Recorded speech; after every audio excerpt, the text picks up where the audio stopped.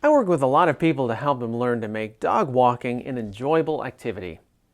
One of the first things I always ask is, what side do you walk your dog on? So that when I work with the dog, I'm working on the correct side. So often though, I get responses like, oh, he just goes back and forth, or she just goes to whatever side she wants. Let me rephrase the question. What side are you going to walk your dog on from now on? Okay, that was a little creepy.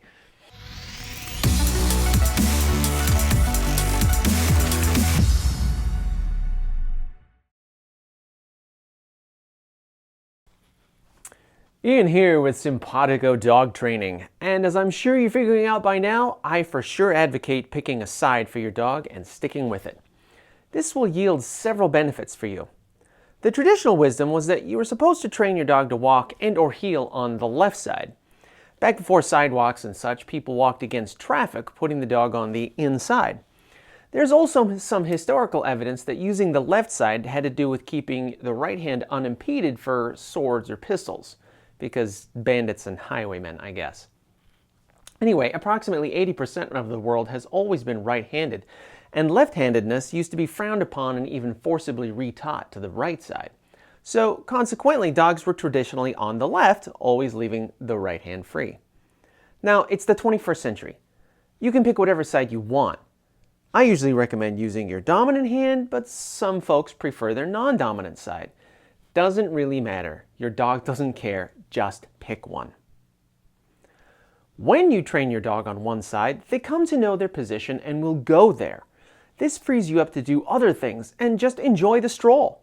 If you stop to answer your phone or pick up a poop or even just hang out on a park bench, getting back to the walking part becomes an effortless step because your dog's on autopilot in that respect. Putting good behaviors on autopilot without having to cue them every time is the end goal for most training. It allows you to recover from mix-ups a lot faster.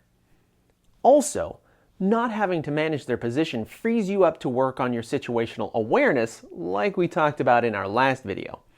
Plus, as you train yourself to work on that side, it's a much faster process than trying to be ambidextrous.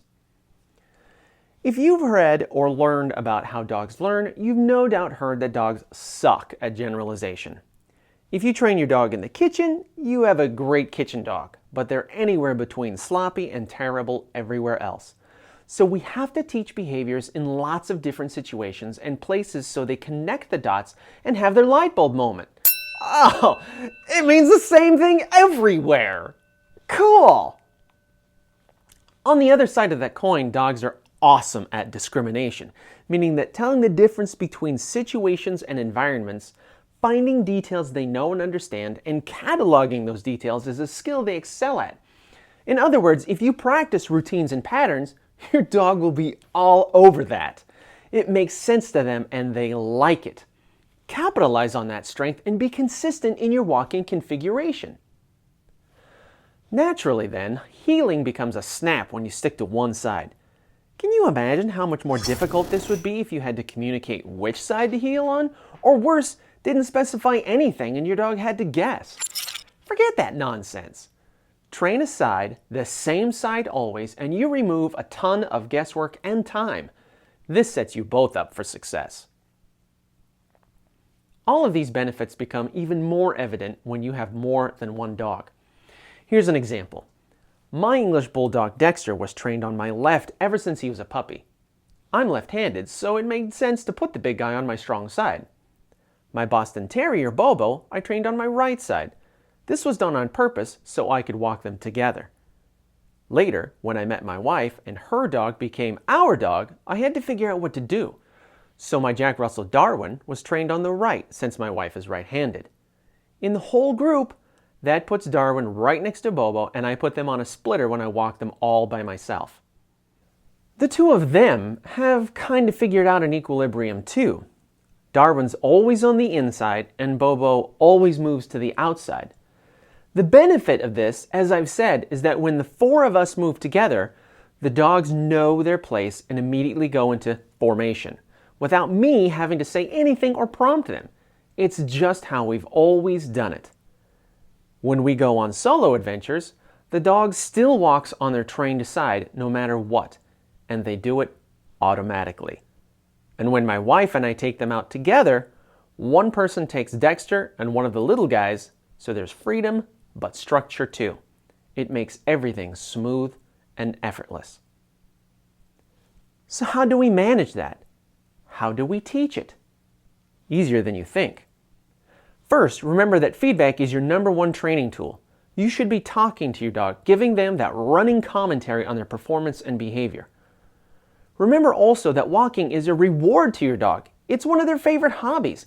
If they try to switch sides, we stop, take the walk away, and give them feedback.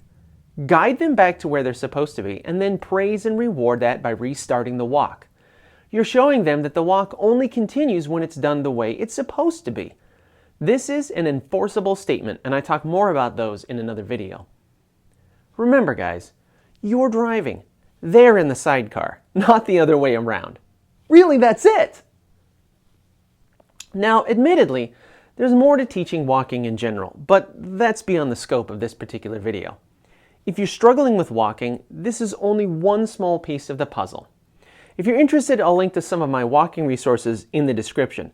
But as far as sticking to one side or the other, there's really not much more to it than consistency and feedback. So what do you think, guys? Have you been walking all willy-nilly? Do you have stories or questions about choosing a side to walk on? Share in the comments. And if you learned something useful, please subscribe to my channel so you never miss any videos. And shoot on over to the Simpawtico website for more goodies, or to set up training with me if you're in the southern tier area of upstate New York. In the meantime, keep learning, keep practicing, and I'll see you soon.